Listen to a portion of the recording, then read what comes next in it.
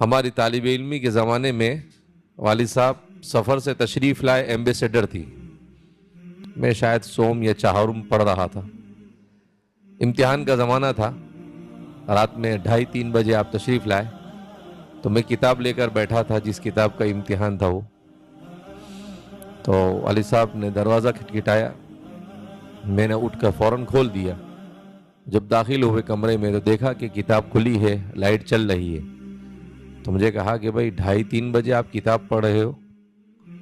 تو میں نے کہا کہ صبح امتحان ہے. تو کہا امتحان کے لیے تو جلدی سونا چاہیے، پھر امتحان میں نیند آئے گی تو کیا کرو گے، لکھو گے کیسے؟ تو میں نے کہا نہیں، انشاءاللہ آپ دعا کریں، اللہ مدد کا فرمائیں گے. اس کے بعد میں نے دیکھا کہ آپ بہت تھک گئے. میں نے کہا کہ میں آپ کو کمر اور پاؤں دبا دیتا ہوں، سر دبا دیتا ہوں، تھوڑی دیر آپ کی خدمت کر لیتا ہوں. اللہ رب العزت کو کچھ دینا ہوتا ہے تو اللہ رب العزت اس طریقے سے اسباب مہیا فرماتے ہیں. تو میں آپ کا کہا کہ ٹھیک ہے، آپ ابھی تو بہت لیٹ ہو گئے، آپ سو جاؤ.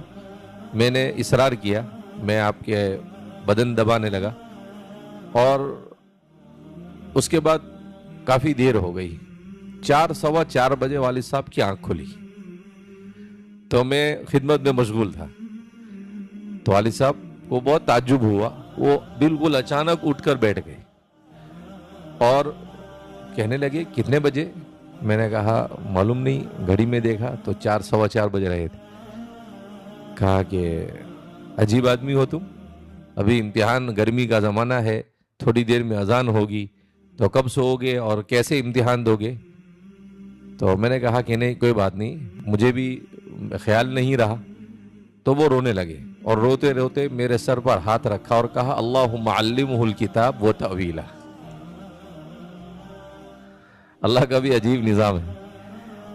حضرت عبداللہ ابن عباس رضی اللہ تعالیٰ عنہ کو جو دعا رسول اللہ صلی اللہ علیہ وسلم نے ان کی خدمت پر دی تھی، بالکل وہی دعا اللہ نے ان کی زبان پر جاری کر دی. اس کی برکت میں نے کیا دیکھی؟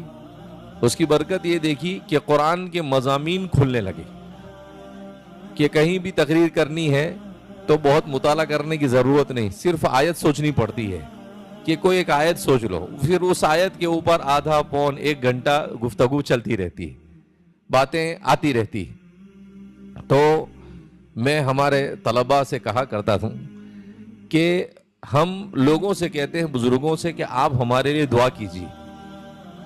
دعا کی درخواست کے بجائے ان کی ایسی خدمت کرو کہ وہ خود آپ کو دعا دینے لگے. ایک ہے دعا کی درخواست کرنا اور ایک ہے ایسا کام کرنا کہ دعا مل جائے. دعا لینا، تو دعا لینا اس لیے کہ جو دعا دل سے نکلتی ہے طاقت پرواز رکھتی ہے.